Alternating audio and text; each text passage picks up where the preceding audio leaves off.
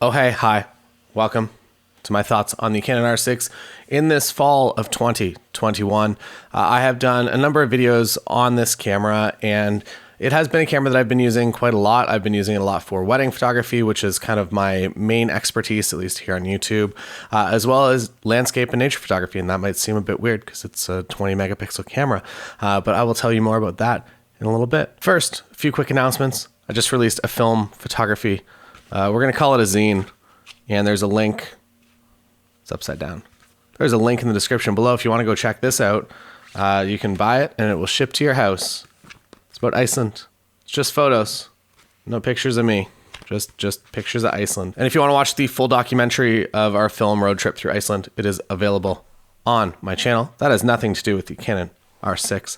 Canon R6, let me show you what one looks like, because you've never seen one before. This is actually, so this is my full wedding day kit. This is a Peak Design Everyday Messenger. I believe they only come in one size. It's on the screen right now. If they come in multiple sizes, I have what I consider to be a pretty minimalist wedding photography setup. I use the Canon R6 that I'm recording this with, and typically actually, here we go. This would be considered my main camera. I have the Samyang 85 1.4 on Canon R6. I also have the Canon RF 70 to 200 2.8, which is very important for wedding photographers. And then a few bonus items in here. The 50, that's the 35. The 50 1.8, which I do like because of its size, but I actually like the 35 a lot more. And I'm hoping they do a 24 1.8 or a 20 or a 28 or something like that to be a little bit wider, but keep the whatever they did in this one specifically, keep that alive and just make it a little bit wider. This is typically on my second camera that I would be recording this with, and that sits in my bag most of the day, and the 85 is just my main lens.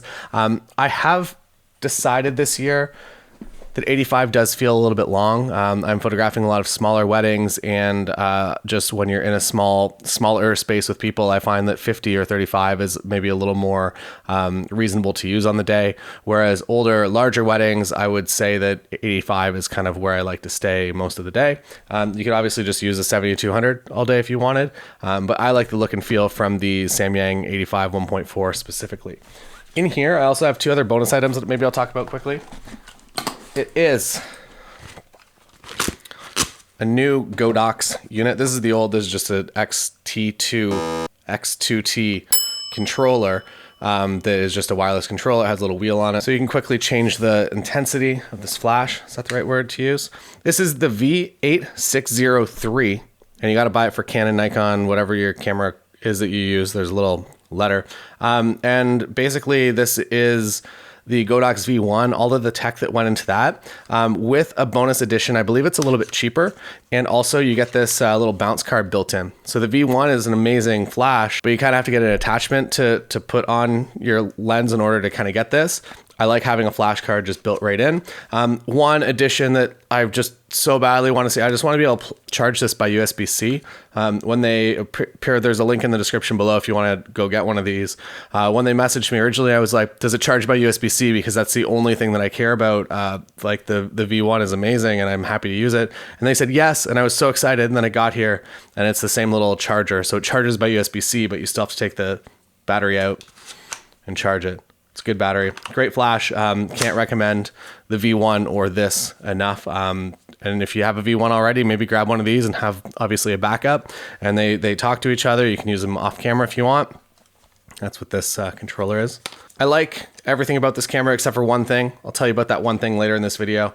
I guess the main thing that I have been enjoying with this camera is how simple it is to use, that you don't have to think. It kind of takes all of the challenge of photography away, which is both a positive and a negative, I guess. If you're out there for the experience of photography, it's going to remove some of that from you. If you're out there doing a job such as wedding photography and you just need a lot of usable frames and to throw your images perfectly into focus from impossible distances, this is kind of what I would recommend. I am very curious and very excited about the Nikon Z6 II. There is a firmware update that was supposed to be out in September, I believe. I am excited to see what that ends up looking like. But for now, I would say that the R6 is definitely quite ahead of the Z series system. That said, Z series does have a place, and I find that it is much easier to use a Z series camera on a hybrid photo video day of wedding photography or at a commercial shoot. main negative, I guess, with this Canon R6, maybe we'll just get to it right now. When you're doing photo video coverage, you actually have to physically move this dial. So you set all your settings to auto update to C3. So your C3 is your manual photography, and then you switch to video mode. It's not that big of a deal. You get used to it pretty quick, but it is a bit annoying when there is this beautiful record button right here. But if you hit this record button when you're in photography mode, it launches you into automatic video, where it gives you whatever, I guess it does a 23.9 frame rate, as well as it just gives you like, hey, you're going to be shooting this at f8, please enjoy. Whereas when you're on video mode, you can obviously have manual video control, which is very important for me. I was hoping that the firmware update would fix that, but it didn't. Obviously the Canon play is if you are interested in video and you want like aperture priority video and you want it to be a little bit easier and more seamless, they want you to buy an R5. My reason that I didn't jump to an R5, I have used an R5 quite a lot. I don't need the megapixels. I've primarily photographed weddings and portraits, I guess, as well. I don't need the megapixels for it. I find that when I'm shooting 60 weddings in a year, hard drives fill up pretty quick when you're shooting such large files, and if you can just shoot something like a 20 megapixel file, I don't know. It's where I am personally happiest. I do get that question a little bit: is 20 megapixels enough? And I 100% believe yes for wedding photography. Firmware update that kind of tipped me to using the Canon R6 even more is the fact that now video records to 2 cards, so you get that redundancy there. When you're on the Nikon Z6 II, it is only going to the main card. It's a beautiful XQD card, and I have nothing but faith in these, but if I have the option of having backup just shot instantly on site, I'm going to take that as a wedding photographer. If I was out there doing commercial work or something that maybe like worst case, I lose some footage, I can just come back and we can just reshoot it. Maybe not that big of a deal, but for somebody that's doing kind of once in a lifetime moments, it is nice to have. I feel like it also fits very nicely into my backup process where I pull the second card out and I just leave that card until I've delivered the project or the wedding or whatever it might be. And then I'll maybe format the main card, but I also have things backed up on 2 drives, a working drive that I work from, as well as just an archive drive. So again, maybe overkill on the backup as well as offsite backup online. But as a wedding photographer, I feel like that's very important for me to do, that I don't want to lose anything, and like just having the physical card still there with everything on it is kind of awesome, especially SD cards, which are a little bit less expensive than the XQDs or CF Express or whatever you might be using. Maybe a strange and controversial point, I actually like the images. After shooting images on the R5 a lot, as well as the R6, I actually prefer the R6 images. I'm curious how this ports over to the R3. The R3, quite honestly, is too expensive and gives me things outside of what I would ever need from a camera on a wedding day. And as a wedding photographer, I'm very, very happy with the R6. Believe me, I've emailed our local camera shop, BJ Photo here in Waterloo. If you're looking for camera things, call them up. I've emailed and I've literally sat on the phone with Abdullah and was like, I want this camera, but I don't need this camera, and it's so expensive for things that I don't need. So I am going to be passing on the R3. You may see 1 or 2 videos on the channel about it, and I will do a comparison if I ever do get one in my hands. The bummer is that my buddy Jacob is now on the Canon road trip right now. They're doing kind of a cross-country Canada road trip, and they don't even have an R3. They're the official Canon Canada team on tour, and they just have R6s. They have everything that they did on their road trip last year, with the exception of this 14 to 35 f4, which I think maybe the 50. There's a few new lenses that they'll have this year, but kind of disappointing that they don't have an R3 yet. And I'm going to be, if I was to take delivery of one, it would be coming in at the end of kind of my wedding season, and going into the winter, I really don't need a camera of that caliber. So yeah, passing on the R3 and very, very happy with my R6. To get into some of the reasons that I love the R6, I spoke to kind of how easy it is to use. The autofocus just catches in ways that you would never expect it to. I would say in a typical wedding day, so if I'm using this camera for an 8-hour wedding day that the camera is in my hands, or the 2 cameras, one's on my shoulder, one's in my hands, I would say it fails to focus on what I want it to focus on maybe 5 times throughout the entire day. And that is typically when the couple is up at the end of the aisle and they're facing each other and they're doing a ring exchange, and the officiant's face is right there. It's going to pick the officiant's face to focus on rather than their hands. And you can either override this just by tapping quickly on the screen and it'll just focus on their hands, or you can just kind of zoom in and get focus on their hands and just kind of crop the face out of there, which is maybe, thinking about it, maybe a slightly better practice. But you want the full shot too, but you don't want it to be marginally kind of back focused into something else that seems like it could be the subject, especially when they're center composed. I don't know how the autofocus software works in this camera, but it's just, it's amazing. It really is. It's so easy to use. Again, maybe rob some of the experience of if you're into manual photography. I have a lot of film cameras and I really do enjoy the process of photography when I'm out there and I have time. But at a job, at a wedding day, I just need fast performance, and this is what that camera delivers. To speak to the low light performance, usually when I have a digital camera in my hands, they include some ISO functionality that like they just shouldn't have. Whenever you kind of max out an ISO, you're like, whoa, like why did they allow me to do this? This is unusable. I find that even when you're very close to the maximum ISO allowable on this camera, it is still giving you good files. I would say that I almost regularly can shoot 10,000 ISO and it's just fine. I obviously tested this out, and I guess we all have different tolerances for how much grain or noise that you allow in your images. But as someone that shoots a lot of film, I have no problem with noise. I feel like our couples, at least, like they don't really care about noise until it becomes way too distracting. So I feel like maybe our tolerances as photographers maybe a little more limited than what our couples and clients will allow. And I personally love the fact that I have such unlimited ISO, essentially, especially when you're shooting on something like this Samyang 1.4. If you're shooting at 1.4, it's going to hit that focus every time. And also you can actually just shoot at nighttime. Even with the 35 1.8, this is a shot from last weekend. And even at 1.8, you can actually illuminate a blue hour sky that is far past blue hour, as well as retaining the highlights in the foreground without much post-production, which is quite honestly really incredible and makes my life so much easier that if I see something and I want to build something from that this just gives me the tech and it's no problem. It can kind of go far beyond what you could ever expect. When it comes to the actual raw files, I find that there is more than enough to do what I need within them, that I feel like Canon in the past has suffered from the fact that they just don't have the dynamic range that Nikon has. I will say that after using a lot of cameras very extensively, that it is easier to work with Nikon files, but the Canon files can get there no problem. I would rank kind of Nikon the easiest to get to the point that I see that I want that file to look like. Canon, a very, very close second right now, and Sony kind of that trailing in third, and I guess Fuji is right up there, that usually the film simulation, the JPEG is pretty much ready to go, to touch the raw file unless you topic for another video. When it comes to creating video with this camera, we have been very, very happy with it. The Samyang lenses, you can now, if you update the lens, or actually I just updated the firmware and it actually enabled in-body stabilization for a non-Canon lens. I was suspecting, at least from all the rumors, that it was actually going to go the other way, because they did release a partial firmware update that actually did not allow functionality of third-party lenses, at least temporarily. And I believe that it made this 85 as well as the 14 Samyang or Rokinon, depending on which market you live in. It actually made it read it like f22 or f0 or something, and it just made the lens not work. So I got a little bit nervous whenever I heard that was a thing that might be happening. But I'm very happy to say that both my 14 and my 85 Rokinon/Samyang do function with in-body stabilization. And that in-body stabilization is incredible. It is, I would say, industry leading, especially when stacked. So this lens has both. It's on a tripod, so it doesn't really matter.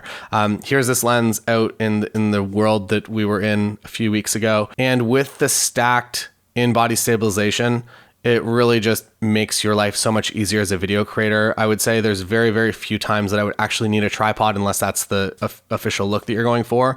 But just as run and gun style coverage, you can just be a human tripod if you want. And if you want to step that up even more and actually do, like, I would say the closest thing to a tripod, you can actually enable the digital stabilization in your camera as well. And it will just basically lock the frame.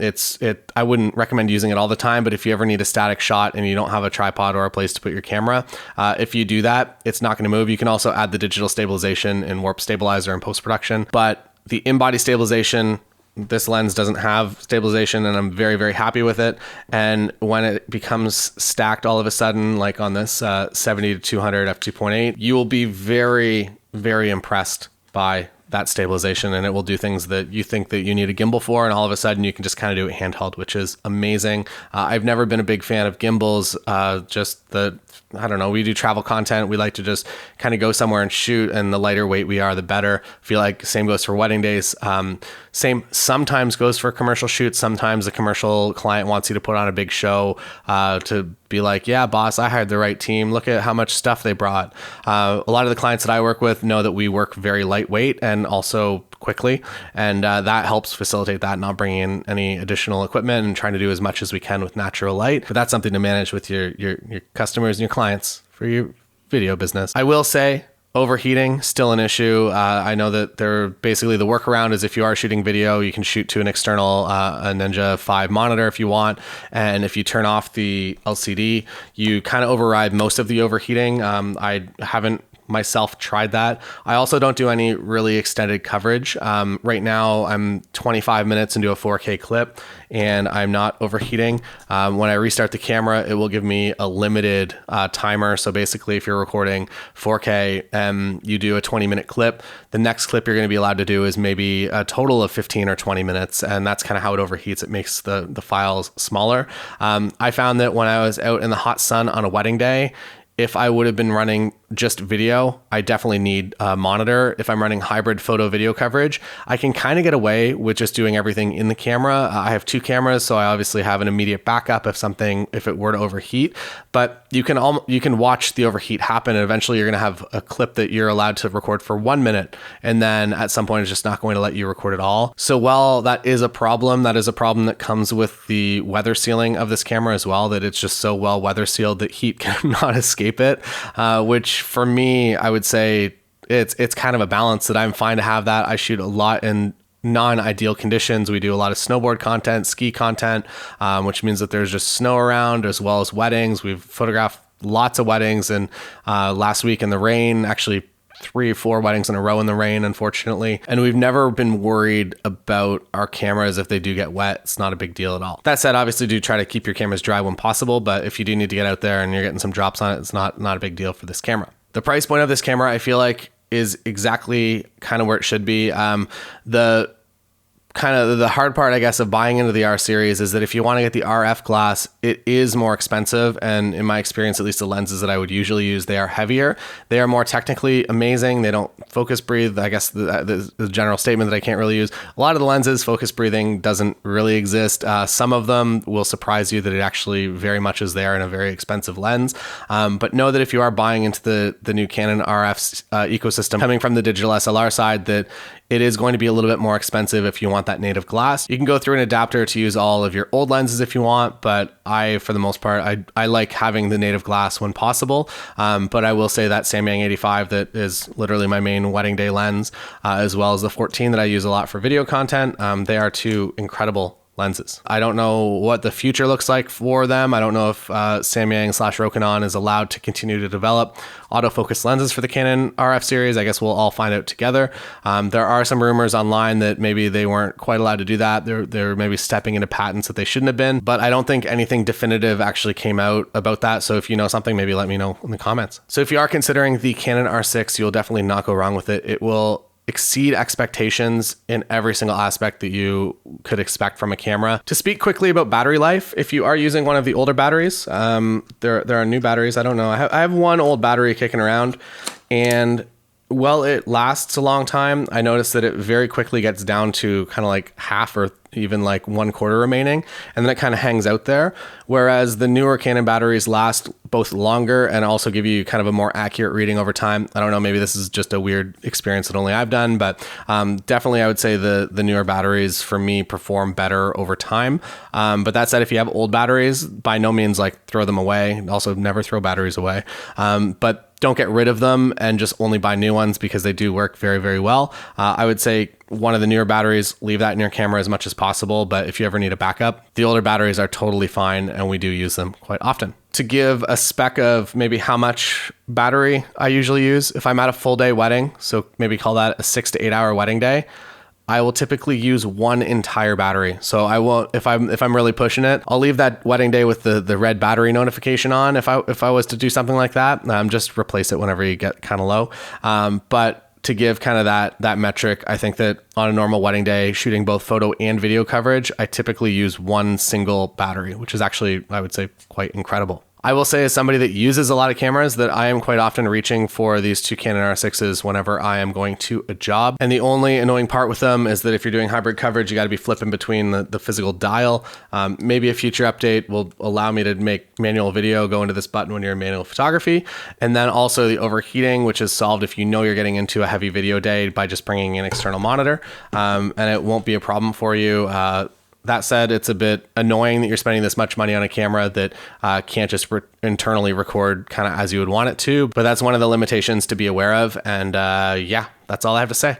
Thank you so much for joining me. Please like this video if you like this video. And if you want to go and check out this little zine we made from some film photos, go check that out. There's a link in the description below, as well as a link to this sweater. There's also a secret new sweater coming out whenever we release the Montreal video that we're working on as well, that there will only be a limited number available. And one thing I didn't even mention in this review, this camera in video, it does C-Log 3, which is kind of nice. I don't use that. I just use the burnt-in looks, the standard profiles, and I've been very, very happy with them. But I guess, no, you knew this. You don't need me to just regurgitate the specs at you. You already know. All right. See you next time. Don't forget to subscribe and hit that like button. I guess that's how YouTube videos end, right? Or do they start like that?